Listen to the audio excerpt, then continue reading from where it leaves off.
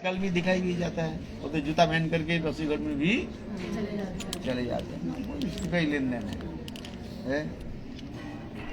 तो कृष्ण की माँ जसोदा जानते हैं कृष्ण की ये आदत है, क्या आदत है? लाट कहीं वो ये झूठा न हो जाए, अशुद्ध ना हो जाए है। तो माँ जसोदा गोपाल की बोले तुम जा, कृष्ण की हो गया बहुत दुख हो गया, वहां से तो आगे आकर के नंद महाराज के पास बैठ गए। यहाँ पर नंद महाराज अपने आसन पर बैठे हुए थे। प्रातः काल में नंद महाराज मानो प्रत्यकित आदि मंत्र आदि जप करने के लिए बैठे हुए थे, और वहां पर आकर के कृष्ण नंद महाराज के बिल्कुल गोद में बैठ गए, और बैठ करके नंद महाराज की लंबी दाढ़ी जो है, सफेद जो है दाढ़ी जो है, उसके पकड़ करके कुछ बोल रहे, ये पिताजी आप बताइए, ये माँ हमारे पास मेरे पर आज रुष्ट क्यों है? तो और दिनों तो बहुत आदर करके मुझे स्नेह प्रति करके भोजन कराती है, पेट में थपथपाती है, भेज करके वात्सल्य भाव में क्या होता है? उनके आलिंगन करके उनके ये क्या बोले चिन्ह क्या बोलते हैं इसको, तो इसको पकड़ते हैं और चुम्बन आदि करते हैं, मस्तक की घ्राण आदि लेते हैं, ये वात्सल्य भाव की लक्षण है, वात्सल्य उसके लक्षण। किंतु आज माँ जसोदा ने आलिंगन करना, चुम्बन करना और मस्तक घ्राण लेना तो बहुत दूर की बात है, आज मुझे बोले तुम बाहर जाओ। थोड़ा दुख हुआ कि नहीं है? हर रोज बच्चे के तुम आदर करते हो, आज बच्चे को क्या कर दिया? इग्नोर कर दिया। तो कृष्ण इसलिए पूछ रहे हैं नंद महाराज की, ये पिताजी आज बताइए, रसी घर में इतने जो सुंदर पकवान बन रहा है और इतने सुगंध आदि आ रहे हैं, क्या मेरा जन्म तिथि है कि दाऊ भैया के जन्म तिथि व नक्षत्र हो? क्योंकि शांत रूप में तिथि नक्षत्र में ही जो है उत्सव मनाया जाता है। तीन प्रकार तिथि मनाया जाता है, तीन प्रकार उत्सव मनाया जाता है। एक जन्म तारीख है, और एक है जन्म तिथि, और एक होता है जन्म नक्षत्र। हो गया, तीन तरह के जो है ये उत्सव मनाया जाता है, ऐसे शास्त्र में कहा गया है। तो आज कौन सा है, मेरा है कि दो भैया के है? घर में तो दो बच्चा है, किसी के तो होगा शायद, किंतु देखो मां नंद महाराज कर देखो ना तुम्हारा है न दो भैया के, तो क्या किस लिए बना रही है सब? तो नंद महाराज कहने लगे देखो आज हम इंद्र पूजा करेंगे, हम लोग की परंपरा के अनुसार हम इंद्र पूजा करते हैं। तो कृष्ण कहने लगे इंद्र पूजा, इंद्र कौन है? इसी के कहा जाता है भगवान की जो दो लक्षण जो बताया जाता है, एक सर्वज्ञता और एक सब कुछ जानते हुए पर भी अज्ञ बालक के भांति, सामान्य बालक के भांति ये प्रश्न का। तो उसे नंद महाराज कहने देखो इंद्र जो है वो स्वर्ग के देवता है, और जिसको कहता है देवराज इंद्र, देवेंद्र कहा जाता है। देवेंद्र व देवराज इंद्र है। कहते इंद्र पूजा करने से क्या होता है? फिर राजा हो गया, क्या हो गया है? एक व्यक्ति राजा जो है अपने राज्य में राजा होता है, दूसरे के क्या होता है? कोई अमेरिकी राष्ट्रपति बने, इंग्लैंड की कोई राजा बने, रानी बने, भारतवर्ष के क्या बनता है? राष्ट्रपति बने, प्रधानमंत्री बने, तो दूसरे देश के उसके क्या आता जाता है? तो स्वर्ग के राजा है, तो इससे हम लोग के क्या होता है? तो उसमें नंद महाराज कहने लगे देखो ये इंद्र प्रसन्न इंद्र राजा है इसलिए हमें बारिश देते हैं, बरसात देते हैं। तो बरसात होने से क्या होता है, घास उगते हैं, गाय हम लोग पशु ये क्या बोले गोप जाती है, ग्वाल है, गोचारण करते हैं, गाय को हम पालन पोषण करते हैं, गोपालक हम लोग गो के गाय को पालन करते हैं। यदि घास नहीं, वर्षा नहीं हो, घास नहीं आएगी है। बरसात में तो होता है ना, यदि 1-2 महीने 3 महीने 4 महीने यदि वर्षा नहीं हो, घास का तो बिल्कुल सूखी पड़ी शुद्ध है। इसलिए गाय क्या खाई, गाय क्या खाती है, घास खाती है। इसलिए नंद महाराज जी कहने लगे देखो इंद्र प्रसन्न होने पर बरसात बारिश होगी और बारिश से घास और वो गाय घास खाएगी और दूध प्राप्त होगा, इससे है। तो कृष्ण कहने लगे वाह बहुत सुंदर है। कृष्ण देखो कितने एक यहीं से कृष्ण के प्रश्न ये हो गया, प्रश्न शुरू हो गया। कृष्ण कहने लगे अच्छा पिताजी ये बताइए, जिस क्या वर्षा तो होती है सब जगह में, क्या सब जगह में घास होती है क्या, नहीं है? वर्षा नहीं होती, घास नहीं, तो बरसात से घास कैसे हो जाए? जैसे बंजर भूमि है ना, बंजर बोलते थे जहां पर है बैडलैंड जो है, वहीं पर तो वर्षा होती है तो वहीं घास तो नहीं होती है। ये बात बस सही है। अच्छा बताओ वर्षा सबसे अधिक वर्षा कहां पर होती है, बारिश कहां होती है?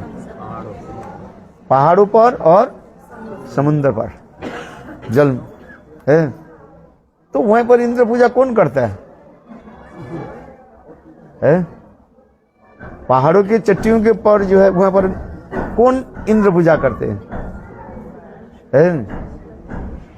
नंद महाराज उत्तर दे नहीं पाए। वास्तविक सत्य है, अधिक वर्षा जो है समुद्र में होती है, समुद्र में बीच में कौन इंद्र पूजा करते हैं? और दूसरी बात है वो इंद्र जो वर्षा आदि देते हैं, किंतु ये सत्य नहीं है। सूर्य के तेज से जो है, किरण से जो है जल क्या होता है, घनीभूत बाष्पीभूत होकर के ऊपर में चले जाते हैं बादल, और फिर बादल से बारिश होती है। बारिश अधिक कहां पर होता है? जहां पर पहाड़ पर्वत हो, क्योंकि बादल ऊपर में जाकर के बादल अधिक तो नहीं जा सकते हैं, इसलिए फ्लाइट कहां तक जाती है? पर्वत के ऊपर जलते हैं, ऊपर चले जाते हैं, ये टकराए नहीं। बादल भी ऊपर कम रहता है, बात ऐसे ही है। और वो बादल कहां टकराते, कहां पर है? पहाड़ों पर, और पहाड़ पर टकराने से बारिश होती है।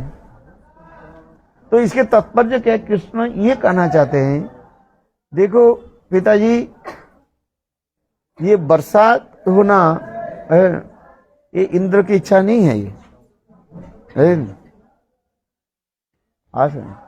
इंद्र की इच्छा नहीं है, ये तो प्रकृति के कारण होता है।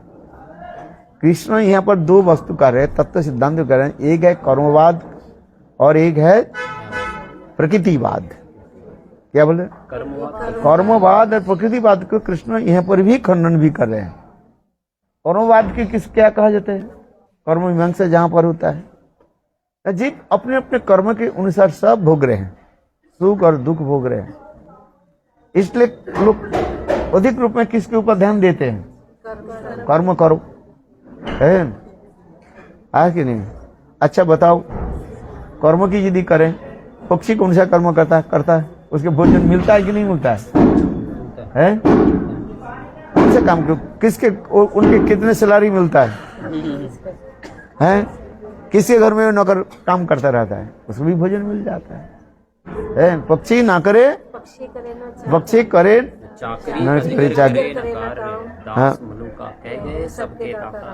अजगर, उसमें ना अजगर पक्षी, अजगर करे ना काम, अजगर करे न चाकरी, पक्षी करे न काम। अच्छा चलो, नौकरी चकरी एक ही बात है। अच्छा चलो ठीक से आप लिख लो, हाँ वो प्यार अच्छा है। तो सबको दाता कौन है? सबको दाता राम है।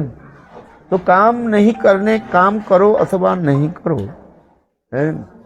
जिन्होंने इस संसार में हमें जन्म दिया वो हमारे आने के पहले हमें भोजन की व्यवस्था करके रखे हैं। मातृगर्भ से जन्म लेने के साथ ही साथ माता जी के स्तन में दूध अपने आप आ जाता है। ये केवल संसार में लोग जो कहते हैं हम करते हैं इसलिए हमें मिलता है, तुम करो अथवा नहीं करो, देने वाले भगवान हैं, सबके दाता राम, सबके मालिक तो एक ही है। तो कृष्ण यहाँ पर कहते हैं कोई इसे इस जगत में लोग क्या बोलते हैं?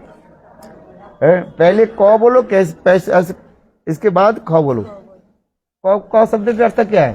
कर्म करो और इसके बाद तुम खाओ।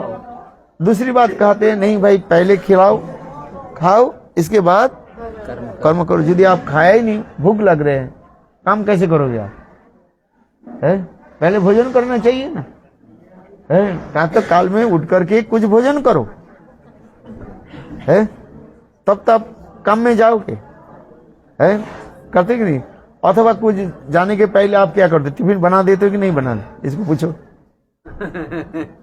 क्या करते? आप दुकान जाने के पहले क्या करते हैं? ब्रेकफास्ट करते हैं। आप ब्रेकफास्ट लेकर के जाते हो कि ब्रेकफास्ट करके जाते हो? करके जाते। आप दुकान पर पहुंच जाते हैं बोलो चलो। वास्तविक कर्मवाद में लोगों की यही विचार आता है, इसे कहते हैं कर्मवाद, कर्म मीमांसा। जमीनी कर्म मीमांसा। दूसरी क्या कहते हैं? प्रकृतिवाद जो है। प्रकृतिवाद क्या है? लोग कहते हैं इस संसार में भगवान नाम से कोई वस्तु नहीं है, प्रकृति स्वयं ही अपने जो है क्रिया आदि करते रहते हैं और कार्य आदि होते रहते हैं। उदाहरण देते हैं। अच्छा बताओ, गोबर पड़ा रहता है ना, 4-5 दिन पड़ा रहता है, उससे कीड़ा कैसे बन जाता है? देखा आपने? देखा गोबर देखा कि नहीं देखा? पहले गोबर दीदी 3-4 दिन पड़ा है, उसके दौरान गोबर जब सड़ जाते हैं ना उसमें कीड़ा बन जाता है। ये कीड़ा कहां से आ गया? देखो प्रकृति अपने आप क्रिया करते रहते हैं। प्रकृतिवाद में कहते हैं ये प्रकृति नेचर जो अपने अपने करते रहते सब। भगवान नाम से कोई वस्तु नहीं है, कौन कह रहे हैं? ये प्रकृतिवाद जो कहते हैं। प्रकृतिवाद के लोग कहते हैं भगवान नाम से कोई वस्तु नहीं है और प्रकृति अपने अपने कार्य करते रहते हैं। इस संसार में जो कुछ देख सब अपने चलते जा रहे हैं, किंतु भगवान इस प्रकृतिवाद को भी खंडन कर रहे हैं। क्या बोल रहे हैं? मया दक्षिण प्रकृति स्वते चराचरम हेतु अनन्य कुंते जगत भी परिवर्तते। भगवान स्वयं कहते हैं अर्जुन सुनो, वास्तव रूप में प्रकृति अपने कोई काम नहीं कर सकते, मैं ही डायरेक्ट अथवा इनडायरेक्ट रूप में, लक्षित और अलक्षित रूप में मैं क्या करता हूं? ये सब कुछ मैं चलाता रहता हूं। बड़े बड़े कंपनी में डायरेक्टर है कि नहीं? और डायरेक्टर जो है वो सबसे ऑफिस में बैठा नहीं रहता है, वो उनकी और दूसरी जगह में काम करते रहते हैं, दूसरी स्थान पर जाते हैं, जिसके अनेकों कंपनी है, उनके अनेक स्थान पर रुके जाना पड़ता है। तो आप कहो कि भाई इस इतना विशाल जो फैक्ट्री जो है इसमें तो कोई है ही नहीं, ये अपने आप चलते। बोले अपने आप नहीं है, वही एक ही जो मूल जो डायरेक्टर जो है उसकी उंगली निर्देश से इंगित और सारे कार्य चलते रहते हैं, सब व्यवस्था चलते रहते हैं। जैसे नियम पास कर दिया गया, इस नियम के अनुसार ये कार्य करना है। ठीक उसी प्रकार भगवान कह रहे हैं मया दक्षिण प्रकृति स्वते सचराचरम हेतु अनन्य कुंते जगत भी परिवर्तते। भगवान गीता में कहते हैं अर्जुन सुनो, मेरे इच्छा से अध्यक्षता से अकॉर्डिंग माई गाइडेंस सूर्य ठीक समय पर पूर्व दिशा में उदित होता है। ठीक समय पर पश्चिम दिशा में वो अस्त हो जाता है। वायु आदि जितने भी देव देवता हैं वो अपने इच्छा से सब कार्य करते रहते हैं। तुम ही सर्वे सरेश्वर ब्रजेंद्र नंदन ब्रजेंद्र कुमार, तुम्हारे इच्छा है सृजन संहार। जैसे भक्तिमोहन ठाकुर कहते सर्वेश्वर कौन है, सबके ईश्वर कौन है, ब्रजेंद्र कृष्ण है। और उनकी इच्छा से सब कुछ कार्य चल रहा है। इसलिए तुम ही सर्वेश्वरेश्वर ब्रजेंद्र कुमार, तुम्हारी इच्छाएं जीवेर जन्म मरण है। आपकी इच्छा से जीव जन्म लेते हैं और शरीर छोड़ के चले जाते हैं। हम कहीं पर जन्म लेना क्या करना नहीं कर, सबकी इच्छा किसके ऊपर रहते है, सब प्रभु की इच्छा की है। आज आपके यहाँ पर भोजन है कि नहीं है, ये भी पहले से ही प्रेडिक्टेड निर्धारित है, प्रिडिक्टेड एंड प्रीडेस्टिन्ड है। कहां पर कैसे भोजन है नहीं है, सब व्यवस्था है। लोग कहते हैं जे हम करते हैं वह करते, ऐसे नहीं। तो उसी प्रकार स्वयं भगवान एक गीता की इसी श्लोक के द्वारा मया दक्षे न प्रकृति स्वते सचरम हेतु अनुच जगत भी परिवर्तन, ये जगत के जो कुछ भी देखते हैं परिवर्तित हो रहा है, ठंडी गर्मी और जो कुछ भी हो रहा है, ये किसकी इच्छा से है। तो कृष्ण इस कथा के द्वारा ये कह रहे हैं जी पिताजी वास्तव रूप में इंद्र की इच्छा नहीं है, इच्छा किसके है, भगवान की इच्छा है, जो स्वयं सर्व नियंता जो है उनकी इच्छा से ही सब कुछ हो रहा है। इंद्र केवल एकमात्र तो माध्यम मात्र कहा गया है। एक पोस्ट एक्चुअली वास्तव रूप में इंद्र क्या है, वस्तु क्या है, इंद्र ब्रह्मा ये सब एक पद मात्र है जो उस पद में आ जाते, उस पद में आ जाते हैं, उसके नाम दिया जाता है। प्रधानमंत्री, मुख्यमंत्री, अर्थमंत्री, ये सब क्या एक पद मात्र है, जो स्थान पर आ जाते उसके नाम कहा जाता है। मुख्यमंत्री के नाम ले रहे और प्रधानमंत्री के हम ले रहे हैं। तो उसी प्रकार इंद्र एक बहुत विशेष है पिताजी। देखो कृष्ण कितने सुंदर कह रहे पिताजी, वास्तव रूप में इंद्र के जो है कोई ये नहीं है, इच्छा नहीं हो, सत्ता नहीं है उसको, सत्ता है कौन, किसका, ब्रजेंद्र। और कृष्ण इसके द्वारा कहते हैं पिताजी देखो बारिश होना नहीं होना इसको निर्भर करे हमारे गिरिराज है। ब्रजवासियों की एक विशेष वैशिष्ट्य क्या है, गिरिराज के ऊपर वो विश्वास करते हैं। आज केवल एक पर्वत रूप में नहीं है, ब्रजवासी लोग गिरिराज के जो है अपने तिलक स्वरूप मानते हैं। आज तक भी जो शुद्ध जो ब्रजवासी जन जो है गिरिराज के अपने तिलक स्वरूप मानते हैं। हम जैसे तिलक लगाते हैं, बोले ये तिलक स्वरूप है, ये श्रेष्ठ स्वरूप है। जो भी कुछ शुद्ध ब्रजवासी गिरिराज गोवर्धन की पूजा बिना कोई भजन नहीं करते। आज किसी ब्रजवासी के घर में जाओ, आपके जरूर उनके घर जरूर क्या मिलेगा, शिला मिलेगा उनके घर। ठाकुर जी की सेवा भले ही लोग भूल गए कांतिक होने के लिए, हो सकता है दूसरे देव देवी की पूजा करें, किंतु वास्तव रूप में उनकी पूजा क्या किसको होती है, गिरिराज गोवर्धन, गिरिराज शिला उनके मिले। तो हमारे कहने की तात्पर्य कृष्ण ये कहते हैं जी पिताजी हम इंद्र पूजा क्यों करेंगे, देव देव की पूजा करके क्या फायदा है। लोग देव देव की क्यों पूजा करते हैं, गीता भी भगवान भी कहते हैं जानती दे न काम स्त्री हित ज्ञान प्रपदंते अन्न देवता। तो सारी गीता के द्वारा आपके सारे संशय क्या हो जाए, दूर हो जाए। इस संसार के लोग देव देव की पूजा आदि करते हैं अनेक बार कामना वासना के लिए करके, धन प्राप्ति हो, पुत्र कन्या आदि, धन ऐसना पुत्र ऐसना, धन पुत्र आदि प्राप्ति हो, इसके लिए क्या पूजा करते हैं, देव देव की पूजा करते हैं। अरे भगवान भगवान के कृष्ण गिरिराज की पूजा करने से सब कुछ प्राप्ति हो जाता है। तो दूसरे देव देवी की पूजा करने के फायदा क्या है तुम्हारा? एक ही पूजो है। अरे ये सारे देव देवी किसकी पूजा करते हैं? वही तो गिरिराज की पूजा करते हैं, भगवान की तो पूजा करते हैं। गणेश जी इसलिए ब्रह्म संहिता में इसके स्पष्टीकरण कर दिया है। सबसे अधिक रूप में लोग किसकी पूजा करते हैं? गणेश और लक्ष्मी। क्यों? गणेश सिद्धि देते हैं। जितने दुकानदार है सब लिखते हैं गणेश की खाता खोलते तो गणेश जी के नाम लेते हैं। और शुभ लाभ, हाँ, रिद्धि सिद्धि, शुभ लाभ रिद्धि सिद्धि, ओम गणेशाय नमः लिखता है कि नहीं? अच्छा, और दूसरी क्या है? लक्ष्मी हमारे पास आ जाए, धन संपत्ति आ जाए, है। बेटी हो जाए तो कहते हैं हमारे घर में क्या आई? लक्ष्मी आई। और बेटा है तो क्या बोलते हैं? नारायण को ही नहीं बोलते हमारे बेटा हो। किंतु आज का जो है बेटी के ऊपर ज्यादा ही कष्ट होता है।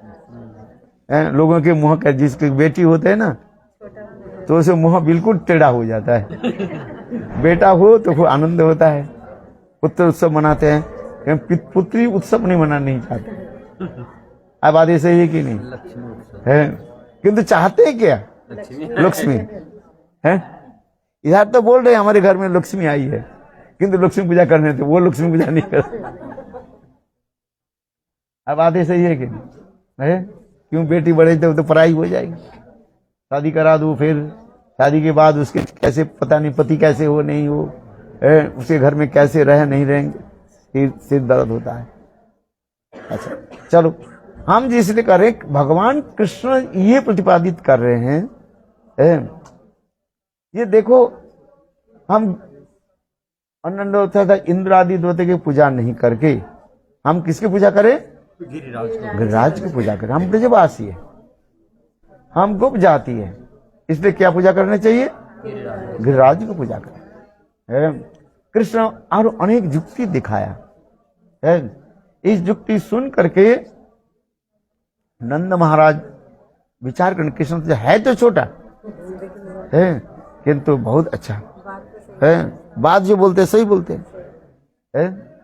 तो नंद महाराज ने किया कि साथ ही साथ उपानंद आदि जितने वयोज्येष्ठ थे सभियों के जो है उन्होंने बुला एकत्रित किया, और एकत्रित करके वहां पर चर्चा होने लगे सभा में, है? और जो जो युक्ति दिखाया कृष्ण ने, और सारी युक्ति के वहां पर स्थापन किया, उठाया। सब ब्रजवासी विशेषकर वयोज्येष्ठ जो व्यक्ति जो है सुनकर के बोले बात अच्छी बात है, हम लोग गिरिराज जी पूजा करें, हम लोग ब्रजवासी है। अच्छा, ये जो कृष्ण क्यों कह रहे हैं?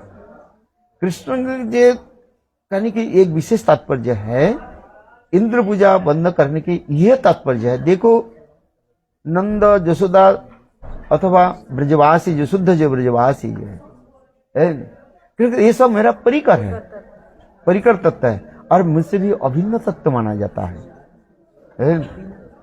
शक्ति मानो दयोर अभेद, ये समस्त परिकर कहां से प्रकट हुए? मेरे शुद्ध सत्य विशुद्ध सत्य से ये सब प्रकट हुए। मेरे माता पिता अथवा परिवार की जन है, ये तो मुझसे अभिन्न है। और देखो, ये इंद्र क्या है? एक रजोगुण अथवा सत्वगुण के देवता मात्र है। वास्तव रूप में ये क्या है? जीव तत्व है। यहाँ पर कोई भी व्यक्ति जीव जो है पुण्य आदि करके कहाँ चले जाते हैं? स्वर्गलोक में चले जाते हैं, और वहां पर इंद्र पद भी प्राप्त कर लेते। शास्त्र में ऐसे लिखा गया, जैसे कोई ब्रह्म पद प्राप्त कर ले, ब्रह्मा के पद प्राप्त कर लेते हैं, शिव के पद प्राप्त कर लेते हैं। ब्रह्मा के पद प्राप्त करने के लिए उसके 100 जन्म उसको क्या करना पड़ेगा? वर्णाश्रम धर्म पालन करना पड़ेगा। ब्रह्मचारी हो, वानप्रस्थी, गृहस्थ, सन्यासी, वरना 100 जन्म ही जपमान। एक जन 100 जन्म जो व्यक्ति वर्णाश्रम धारण पालन करते हैं और वो ब्रह्म पद के प्राप्त, तो वो जीव तत्व हो गया ना। यहाँ पर भी थोड़ा सा एक विचार भी बता देता हूँ। 2 प्रकार के ब्रह्म होता है। एक होता है ईश्वर कोटि ब्रह्म और एक होता ईश्वर कोटि ब्रह्मा और एक होता है जीव कोटि ब्रह्म। ईश्वर कोटि हर कल्पों में ऐसे जीव मिलना बहुत कठिन होता है। तो स्वयं भगवान वो ब्रह्मा के पद ग्रहण करते हैं। उस समय जो ब्रह्मा जी होते हैं स्वयं भगवान होता है। वो ब्रह्मा जीव कोटि का नहीं है, वो ब्रह्मा क्या होता है? ईश्वर कोटि। उस समय उस ब्रह्मा का क्या नाम रखा जाता है? ईश्वर कोटि। क्या ब्रह्मा कहा जाता है? हिरण्यगर्भ ब्रह्मा कहा जाता है। आप लोग सब भूल जाते हैं। हिरण्यगर्भ ब्रह्मा कहा जाता है। और जब जीव अपने वर्णाश्रम धर्म आदि पालन करके, जैसे मैंने कहा 700 जन्म है, तब वो जो ब्रह्मा जी जो ब्रह्मा होते हैं उसे कहा जाता है वैराज ब्रह्मा कहा जाता है। 2 ब्रह्मा हो गए। किंतु हर कल्पों में ऐसे जीव मिलना कठिन हो जाता है। इसलिए स्वयं भगवान ब्रह्मा के पद के जो ग्रहण करते हैं, उस समय वो ब्रह्मा के कहा जाता है हिरण्यगर्भ ब्रह्मा कहा जाता है। चलो हम बेस्ट क्या बोलते हैं, जीव कोटि ब्रह्मा की तरफ आ जाए। तो ये इंद्र, उसी प्रकार इंद्र आदि देवता के सब जीव कोटि में है। ये जीव कोटि, और ये जीव कोटि कैसे है ना? तमोगुण, रजोगुण और सत्वगुण से सत्वगुण के द्वारा आ जाता है। और किंतु पद पाने के साथ ही साथ क्या हो जाता है? उनके अहंकार हो जाता है, और अहंकार के द्वारा तमोगुण में वो आ जाता है। वो उस समय जितने भी होता है उसमें काम क्रोध में वो बढ़ जाता है। तो इंद्र जीव तत्व है, और ये माया की 3 गुणों के द्वारा वो ग्रसित है, 3 गुणों के द्वारा वो डूबे हुए। और ब्रजवासी क्या है? ये परिकर है, भगवान की परिकर है। भगवान ये मन मन विचार कर, कृष्ण ये मन मन विचार कर रहे हैं, तुम हो गया राजा, और मेरा माता पिता पर ब्रजवासी लोग हुए क्या? प्रजा। उल्टा हो गया कि नहीं उल्टा? और ऐसे ब्रजवासी के द्वारा तुम क्या करते हो? अपने पूजा ग्रहण कर रहे हो। ये तुम्हारे अपराध होते जा रहे हैं। वास्तव में इंद्र पूजा के द्वारा कृष्ण ये करे, ये इंद्र तुम अपराध कर रहे हो। कहाँ ब्रजवासी लोग जो है, और ऐसे ब्रजवासी के तुम क्या कर रहे हो? अब से पूजा करा रहे। ये तुम्हारे अपराध हो। इसलिए तुम्हारे अपराध को मैं दूर कराता हूं। आज वास्तव भगवान जो इंद्र पूजा बंद करके गिरिराज गोवर्धन की पूजा की जो स्थापना की, वास्तव रूप में क्या कर रहे हैं? इंद्र की ही भला कर रहे हैं, मैंने अच्छा कर रहे हैं। या किसी के शासन करके, दंड करके, प्यार करके उनके भी कृपा की जाता है। 2 प्रकार की होता है, एक प्यार के द्वारा हो और दूसरी शासन के द्वारा हो। ये दोनों ही क्या है? उनकी कृपा होता है। प्यार करना भी कृपा है और शासन करना भी कृपा है। जैसे कहा जाता है, घास दे करके, हरी हरी घास दे करके गायों के क्या कर देता है? वशीभूत करना होता है। बोले गाय को जो घास खिला रही है, तात्पर्य क्या है? गाय के वशीभूत करके उसकी भी कृपा कर रहे। और जो गाय बहुत दुष्ट होता है, उद्दंड होता है, उद्दंड के क्या किया जाता है? शासन के द्वारा दंड देकर, जो नियम मानना नहीं चाहते हैं, उसके दंड देना चाहिए। किंतु दंड देना अथवा प्यार आदि करना, ये दोनों ही क्या है? कृपा है। इंद्र पूजा बंद कर देना है। हम ऊपर से देखते हैं कृष्ण तो घमंड बन गया, छोटा बालक होकर के देव की पूजा बंद कर दी। किंतु ये वास्तव नहीं, ऐसे नहीं है। कृष्ण जो कार्य भगवान जो करते हैं वो सब क्या करते हैं? हमारे लिए कल्याण के लिए सब कुछ करते हैं। किंतु हम समझ नहीं पाते। इसलिए कहा जाता है, भक्तिसिद्धांत प्रभुपाद भी कहते हैं, गुरु के शासन हो अथवा प्यार हो, वो दोनों ही क्या है? कृपा हो जाए। किंतु शिष्य समझ नहीं पाते। शिष्य क्या करते हैं? यदि हमें प्यार करते हैं गुरु अच्छा है, और शिष्य गुरु यदि डांटते कहते ये गुरु बेकार है, ये किसी काम का नहीं है। किंतु ऐसे नहीं। गुरुजनों की प्रीति, प्रेम प्रीति अथवा दंड आदि जो है, शासन आदि जो है, ये दोनों ही हमारे क्या मंगल के लिए होता है? ये दोनों ही मंगल के लिए है। इसलिए भगवान ये भी दिखा रहे हैं, इंद्र पूजा आदि बंद करके, ये इंद्र जो अपराध करे, दिन दिन अपराध करते जा रहे हैं, ब्रजवासियों की द्वारा पूजा लेकर के ये अपराध करते हैं। इसकी अपराध कैसे समाप्त हो? इसलिए कृष्ण क्या कि ब्रजवास कृष्ण कहने लगे हम गिरिराज पूजा आदि करें, क्योंकि देखो ये ब्रज कोई साधारण वस्तु नहीं है। हम लोग की आंखों की पर्दा के ऊपर, आंखों के ऊपर एक पर्दा जो है माया के पर्दा पड़ा हुआ है, इसलिए हम लोग स्थूल वस्तु देख रहे हैं। चिन्मय वस्तु व चिद वस्तु हम देख नहीं पाते। इसलिए कहते हैं कृपा करिए माया जाल उठाए जखन आंखें देखे सुविशाल चिन्मय भवन। जोग माया की जब कृपा होगी तब हमारे ऊपर जो माया की जो पर्दा जो है वो हट जाएगा, और क्या दिखाई पड़ेगा? चिन्मय वस्तु दिखाई पड़ेगा। आज यही कहते जा, ब्रजवासी को आदर हमें करना चाहिए, सम्मान करना चाहिए। विचार ठीक है ही नहीं। किसी को अनादर मत करो, सबका आदर करो, यही तो होता है। तो देखो कृष्ण इतने उसी सभा में इतने सुंदर जो है युक्ति तर्क आदि दिया, जिसके समस्त ब्रजवासी लोग स्तब्धीभूत हो गए। पहले बात तो सही करें, तो हम क्या करें? गिरिराज की पूजा करें। देखो जब उस सभा में जब कंक्लूजन हो गया, जिस क्या करेंगे सब गिरिराज, और नंद महाराज तो राजा ही है ही है। नंद महाराज ने ऐलान कर दिया, देखो ब्रजवासी लोग जो कुछ पकवान आदि बनाया सब गिरिराज के पास ले आओ। सब लेकर क्या है, और विधिवत ब्राह्मण आदि के द्वारा विधिवत होने पर पूजन आदि, गिरिराज को पूजा आदि किया है।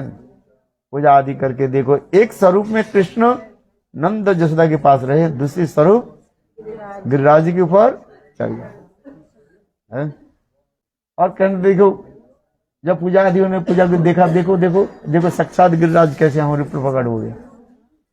कृष्ण ब्रजवासी को कहने लगे, ये आप लोग तो इतने दिन से गिरिराज क्या इंद्र पूजा, कभी इंद्र की आप देखा? बोले नहीं। देखो आज गिरिराज की पूजा करने के साथ साथ गिरिराज प्रकट हो। सब ब्रजवासी लोग कन्हैया तू जो कहते बात सही है। देखो और भजन कराया, और सारी वस्तु जो दिया, हजारों हाथों के द्वारा गिरिराज जी भोजन करने लगे, लबालब खाने लगे। किसने कहने लगे इंद्र के तुमने ये पूजा किया इतने दिन तक, इंद्र के खाती हुए इंद्र को भी देखा प्रकट होते, वे ना भजन करते देखा। देखो गिरिराज हमारे कैसे साक्षात में भजन कर। ब्रजवासी लोग बहुत प्रसन्न हुए। इसलिए यहां तक भी करने लगे, जब सारे भोजन कर लिया और भी करे, आज हम जाते ना कालना परसों गए थे ना, आनो रे और ले आओ और ले आओ।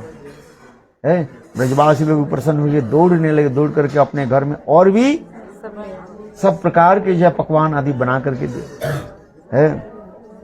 आज तो कृष्ण देखा तो सारे ठाकुर जी तो सब खा लिया। हमारे ब्रजवासी लोग बहुत भोले वाले होते हैं। और फिर सुबह से लेकर के दोपहर हो गया है, कुछ खाया ही नहीं है। 12-1 तो 2 बज गया। इसलिए कृष्ण कहने लगे, हे गिरिराज आप कृपा करो, हमारे ब्रजवासी लोग बहुत प्रसन्न हो गया, परिश्रम हो गया उनके, इनके प्रति कृपा करो, आप जो भजन उससे संतुष्ट हो जाओ। यहाँ फिर जिद कह दिया और लाओ और लाओ। फिर ब्रजवासी लोग दौड़ते लगे कि काम तक है ऐसे कहने पर है बोले अच्छा ठीक है। और सारे सरोवर के जल हजारों हाथों के द्वारा गिरिराज पी गया है। ब्रजवासी लोग प्रसन्न हुए। फिर कृष्ण विचार करने लगे ब्रजवासी के भोजन तो किया ही नहीं अभी तक, मैंने 1-2 तो बज गया, दोपहर के 2 बज गया ना। तो देखो देखते देखते प्रसाद कहाँ मिले, तो देखो प्रसाद के रूप में सब वही जो भोजन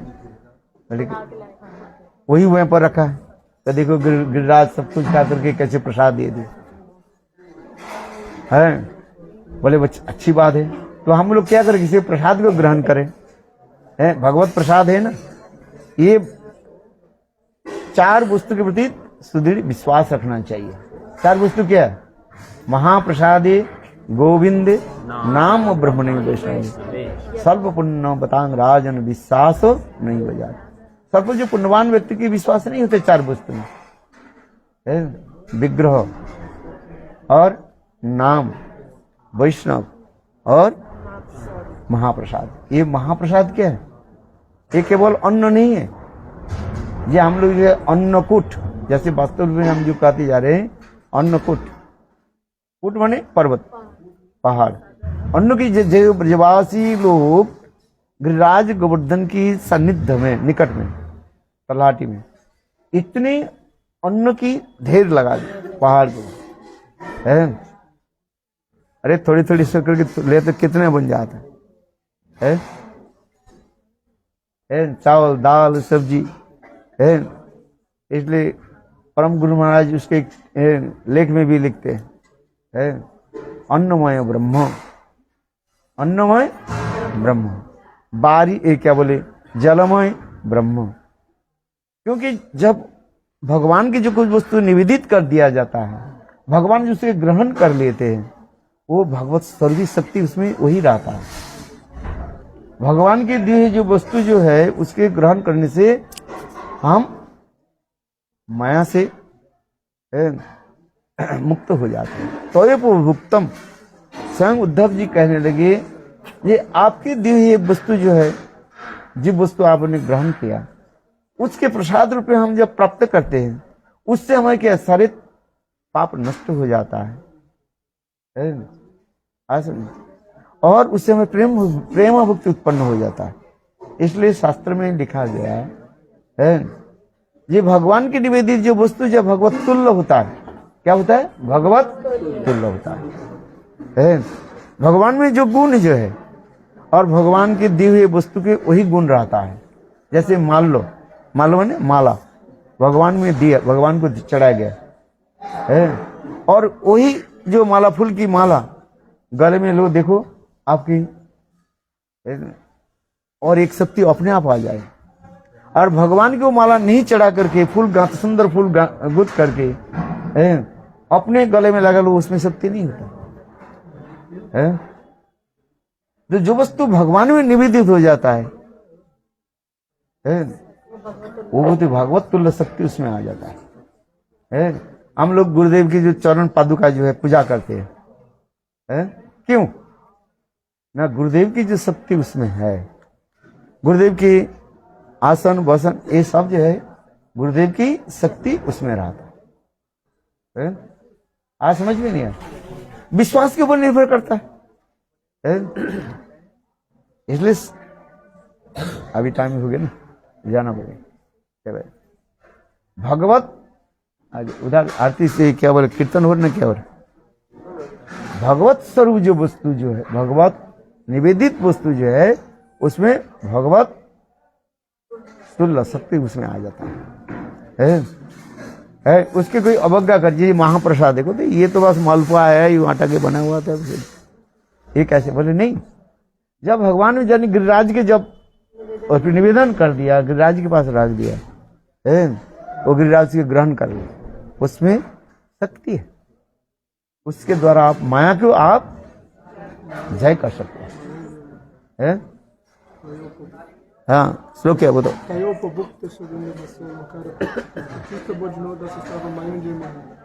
माया जय माया की जय कर।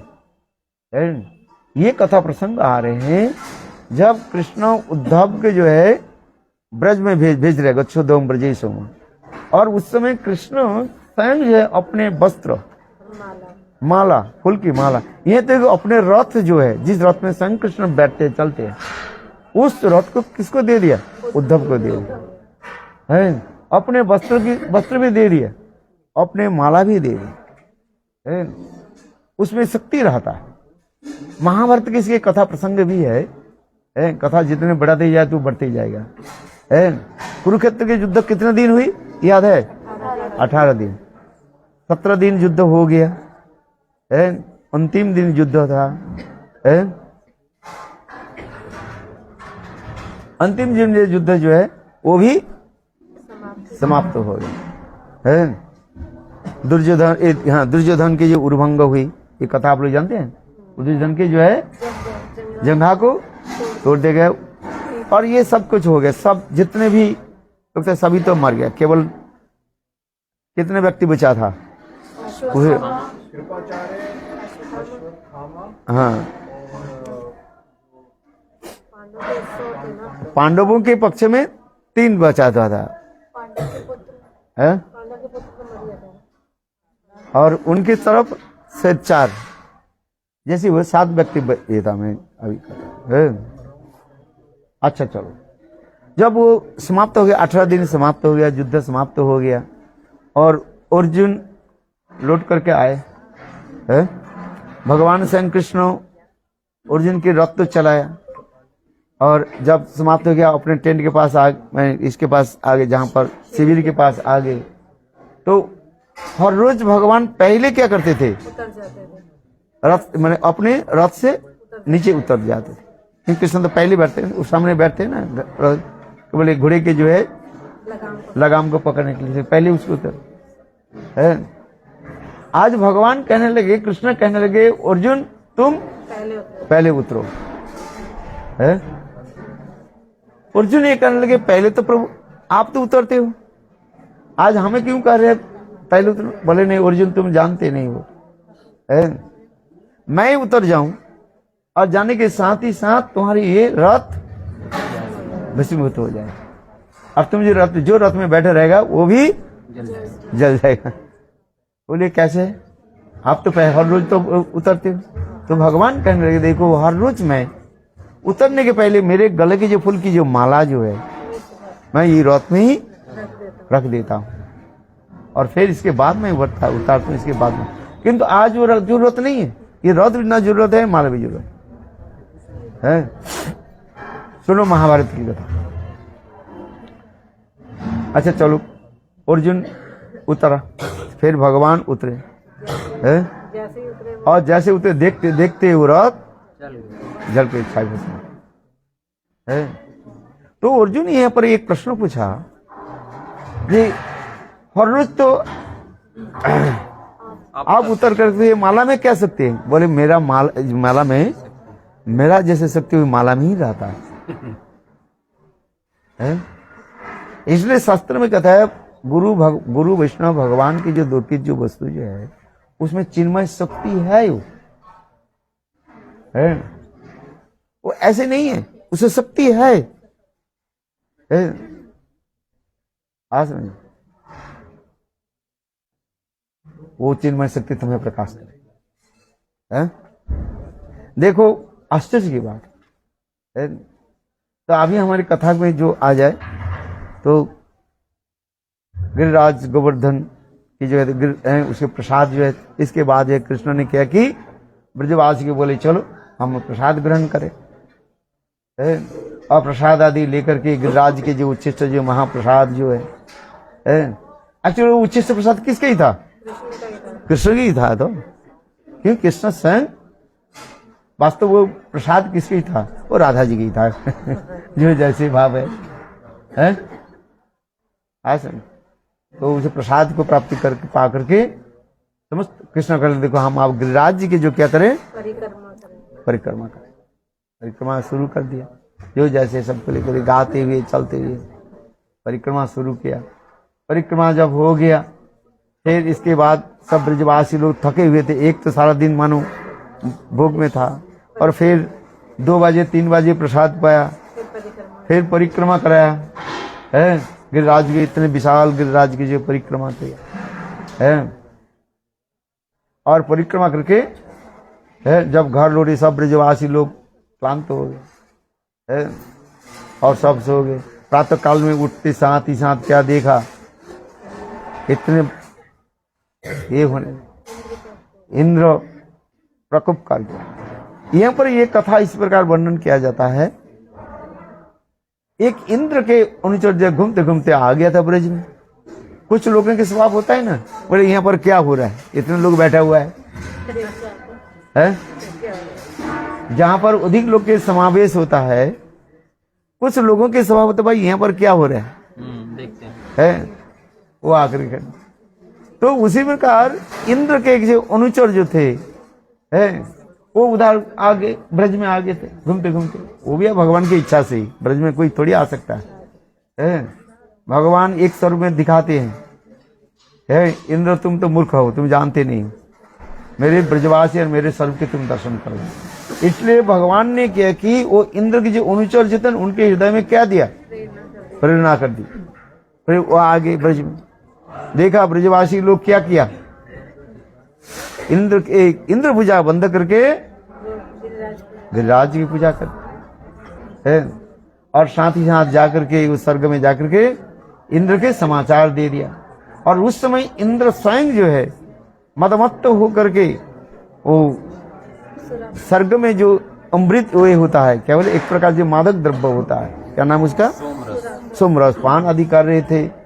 और अनेकों जो है अप्सराओं के साथ है बैठ करके नित्य गीत आदि चल रहा था है। और इतने समय वो अनुचर जाकर के बोले महाराज सर्वनाश हो गया। क्या सर्वनाश हुआ? पहले मेरे सर्वनाश हो गया कि तेरे सर्वनाश हो गया? बोले नहीं महाराज आपकी सर्वनाश हो गया। बोले क्या हुई? नहीं देखो आज आपकी पूजा नहीं करके इंद्र की पूजा, क्या बोले, एक गोवर्धन की पूजा कर रहे, गिरिराज के एक पाथर की पूजा कर रहे, पर्वत पूजा कर रहे। बोले नहीं नहीं हो ही नहीं सकता है, कोई भी होता ना पेपर में गलत सब, क्या तुम ठीक से नहीं देखा, दोबारा जाओ देख करके आओ है, ये डिस्टर्ब मत करो है। हम इधर इंद्रकांड के मदमत्त होगी ना, वो समरस पान करके है, और तुम यहाँ पर ये उल्टा सीधा मत बोलो, जा दोबारा देख करके आओ। देख करके आप फिर आगे दूसरे के भेजा गया, दूसरा करके हाँ महाराज ये ब्रजवासी लोग एक छोटा सा बच्चा बोलने पर आपकी पूजा बंद करके ये गिरिराज की पूजा कर। बस इतने सुनते ही इंद्र के क्या हो गया, क्रोध आ गया है। इंद्र क्रोधित होकर के क्या की, बोले जाओ संवत्तक बादल के बुलाया गया है, जो प्रलय काल में वो बादल छा जाता है, और कहा जाता है ये हाथी के सूढ़ों के भांति इतने तेज जो है धार से है वर्षा होती है, बिल्कुल ही पृथ्वी को फाड़ करके रसातल में चले जाए, इतने जब जल पड़ता है पानी के। ले जाओ संवर्तक बादल है। आज ये ब्रजवासी लोग मूर्ख है, हमारे प्रभाव को नहीं जानते हैं, और भेजा और इंद्र के आदेश होने के साथ ही साथ संवर्तक बादल जो है वो आकाश में छा गया। प्रलयकालीन जो बादल होता है उसमें बिल्कुल चारी तरफ घना घटाकर हो गया, बिजली चमकने लगी है, बिजली चमकते हुए देखा, काले बादल हो है और ऐसे चमकने लगी, बस सारी तरफ अंधकार हो है।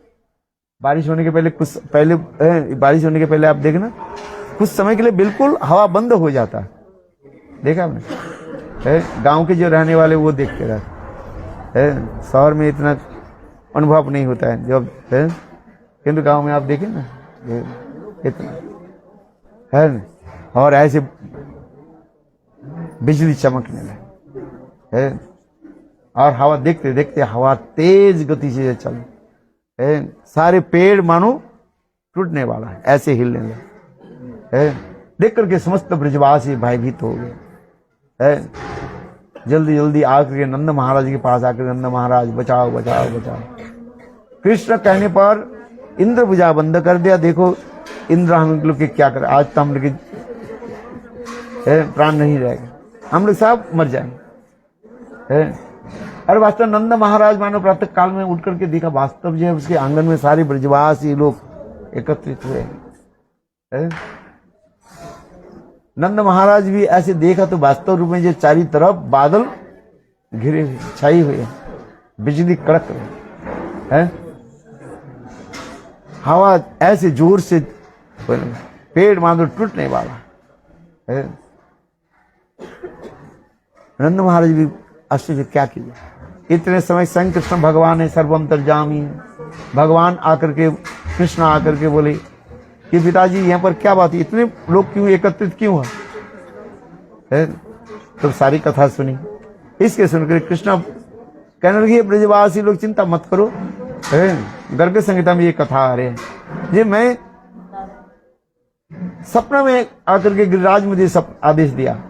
ये कृष्ण कहना तुम एक काम करो, इंद्र के इंद्र तुम्हें जो डरा रहे हैं उससे डर भयभीत मत हो। तुम एक काम करो, मेरे पास आ जाओ और तुम केवल हाथ के स्पर्श करो, मैं छत्ते की भांति ऊपर में उड़ जाऊं।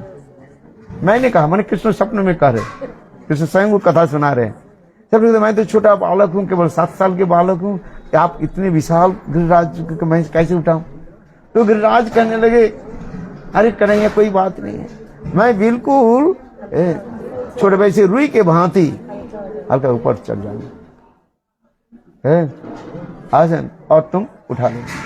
यहाँ पर एक कथा प्रसंग है, कृष्ण जो गिरिराज गोवर्धन की जो उठाया, कौन सा हाथ में उठाया, बाएं हाथ में कि दाएं हाथ में, बताओ है। भागवत में क्या लिखा है, कौन कौन भागवत अध्ययन किया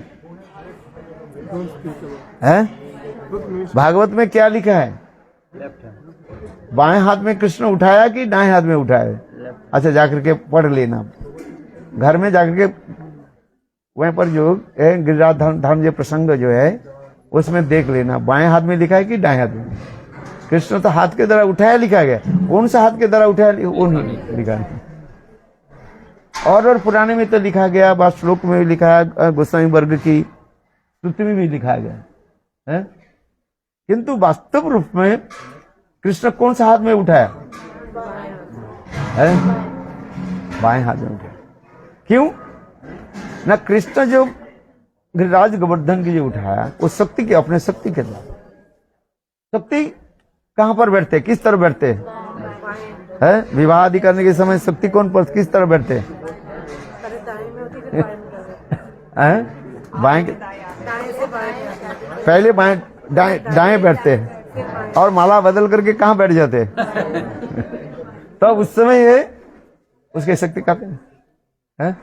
तो उसी प्रकार जो है कृष्ण शक्तिमान है और राधा जी क्या है, पूर्ण शक्ति। राधा पूर्ण शक्ति, कृष्ण पूर्ण शक्तिमान, दुई वस्तु भेद नहीं शास्त्र।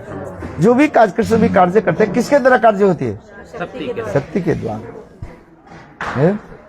शक्ति नहीं हो पद की कोई विशेष महिमा नहीं है, आज समझे है।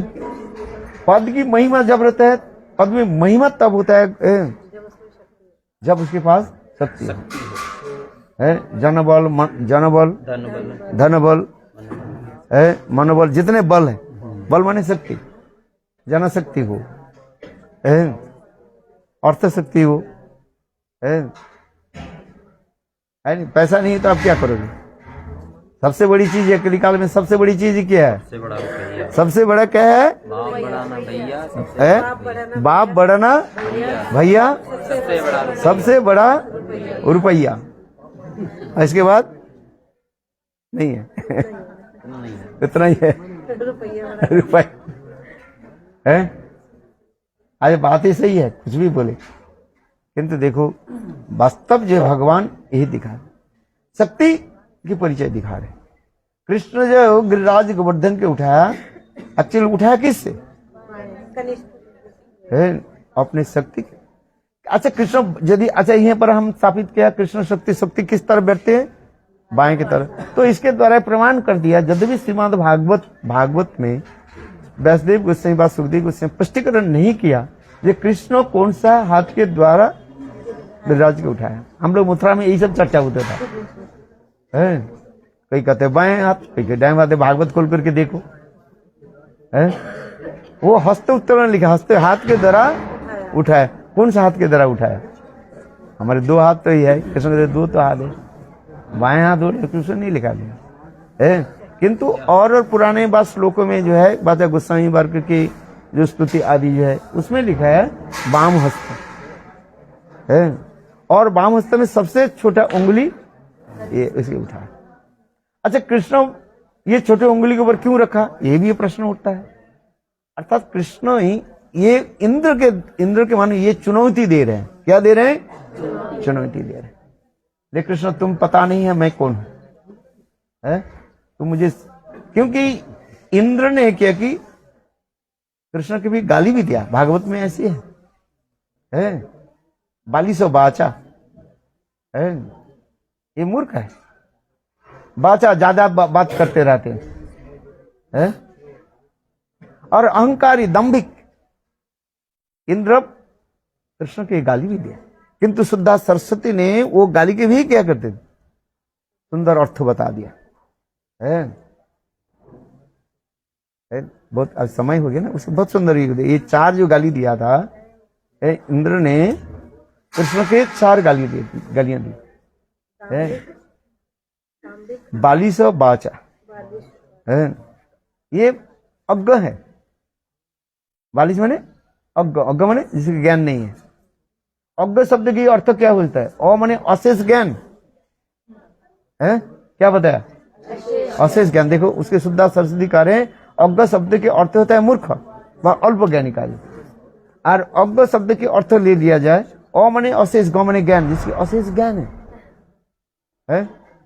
सारे वेद पुराण उपनिषद कहां से निकला? स्वयं भगवान है। कृष्ण मूर्ख नहीं है, कृष्ण भगवान। सारे वेद पुराण उपनिषद ज्ञान कहां से निकले? भगवान। वाचा जो अधिक बात करते हैं वाचाल कहा जाता है। वाचाल शब्द के अर्थ क्या होता है? ये सारे जो वस्तु कहां से निकले? सब भगवान है। इसी प्रकार कृष्ण जो इंद्र ने जो कृष्ण की जो गाली दिया है ये सब क्या है? शुद्ध सरस्वती में उसकी शुद्ध व्याख्या भी कर है। इसलिए भगवान बाएं हाथ के द्वारा और बाएं हाथ में छोटे उंगली के ऊपर गिरिराज गोवर्धन के स्थापित करके उठाए। जो प्रसंग मैंने गर्ग संहिता की भी उसमें कह रहे हैं, ये कृष्ण आकर के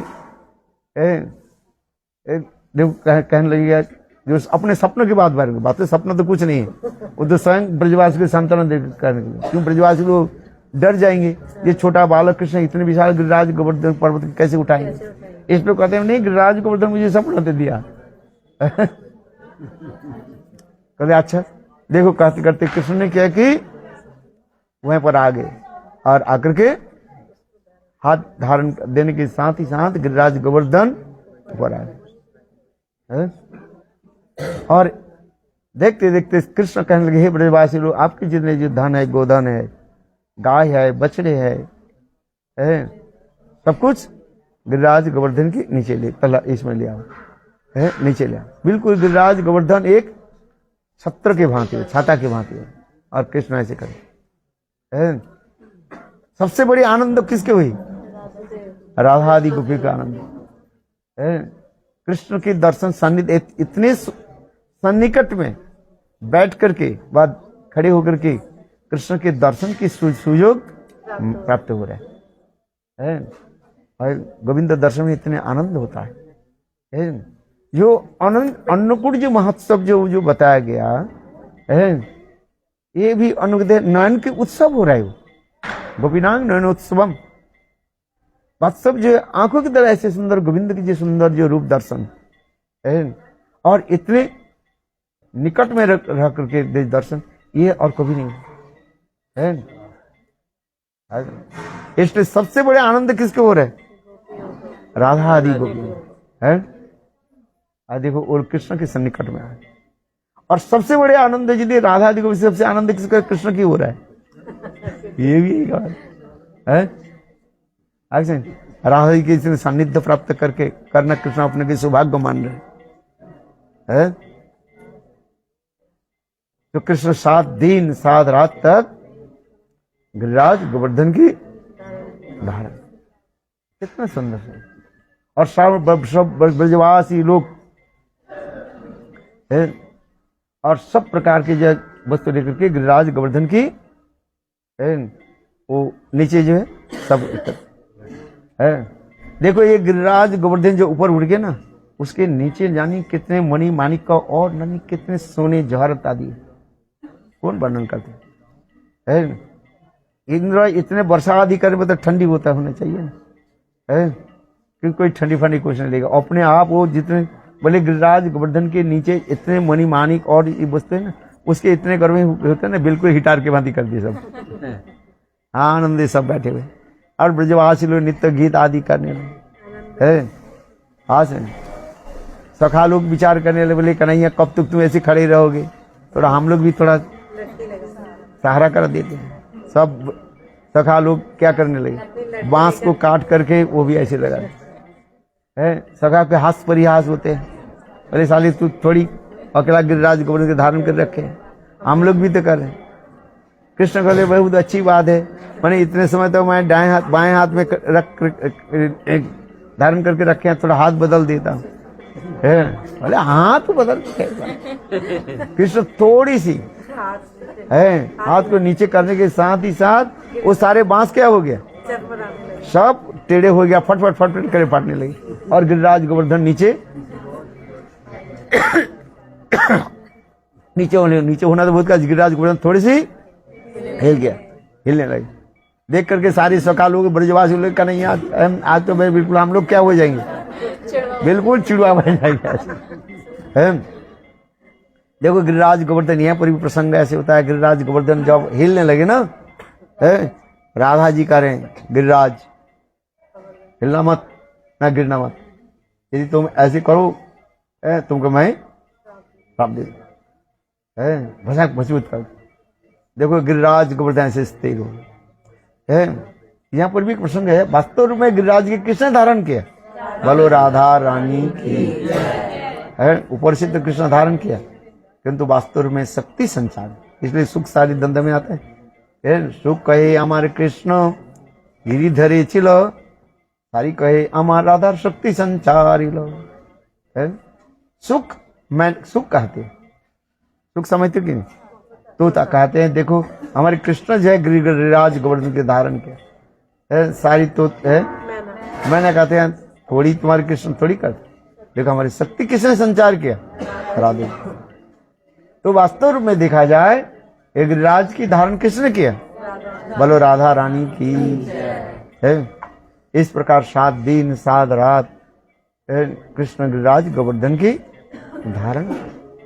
ये सब जो बहुत सुंदर सुंदर कथाएं जो है सुनने के लिए सौभाग्य हो रहा है कि नहीं है, बहुत अच्छी है। तत्व विचार सिद्धांत हम श्रवण कर रहे हैं, विभिन्न वैष्णव लोग विभिन्न दृष्टिकोण से है, गोसाई वर्ग की जो है टीका है आदि के द्वारा वर्णन करते जाए। ये सौभाग्य कहाँ से प्राप्त है?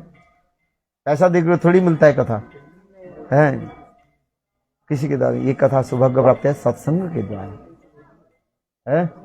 ऐसे सत्संग प्राप्ति होना बहुत कठिन हो जाता है, किंतु कृष्ण ने हमें क्या कर दिया, सुलभ कर दिया है गिरिराज गोवर्धन की है। इसके बाद है जो कथा अभी सुनाई, इंद्र की जो अनुचर आकर के देखा तो ब्रजवासी लोग इंद्र पूजा बंद कर दिया और गिरिराज गोवर्धन है।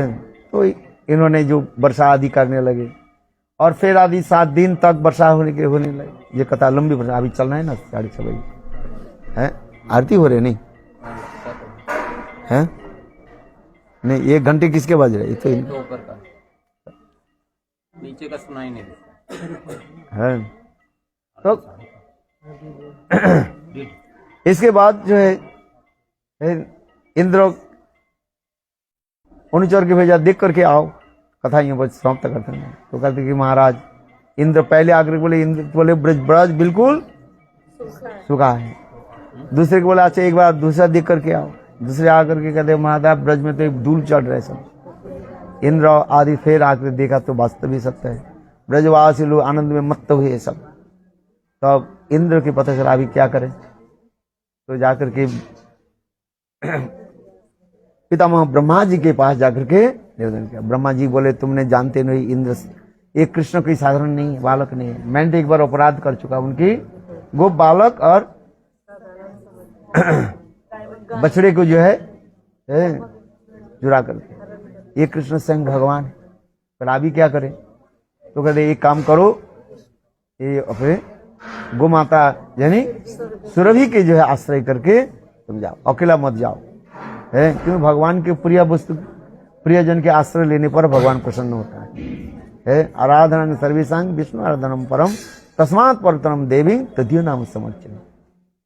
भगवान के भक्त की आश्रय लेना चाहिए। तो इस प्रकार करने पर ब्रह्मा जी इंद्र के इस प्रकार सलाह देने पर इंद्र ने क्या कि देखो राजा होते हुए पर भी क्या किया है, गोमाता के क्या चरण पकड़ करके, देखा चित्र आप देखे ना, कहीं के चित्र है ना, इंद्र गोमाता के चरण स्पर्श करके है चल है, और फिर आए और अभिषेक किया, भगवान की जस्तु स्तुति आदि करने लगे है। फिर भगवान थोड़ा प्रसन्न हुए, कहने लगे ऐसे करना नहीं चाहिए है, ब्रजवासी को कष्ट देना नहीं चाहिए। इसके बाद है इंद्र ने कृष्ण के अभिषेक कराया, गोविंद कुंड की ये कथा हम श्रवण किया है। अच्छा अभिषेक किया गया और फिर भगवान प्रसन्न हुए। तो चलो बोलो वृंदावन बिहारी लाल है, जय जय श्री, बोलो अन्नकूट महामहोत्सव की जय जय श्री। चलो हो गया, ऐसे चलते हैं। अभी हम चलते कथा में चलते हैं, आप लोग चले जाओ।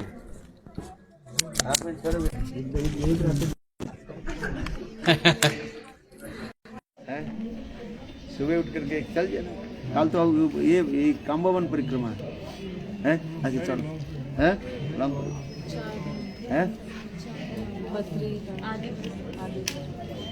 ऐसे चलते चलो। उधर क्या हो रहा है कि कुछ भी पता ही तो कुछ IGB टीम लाइव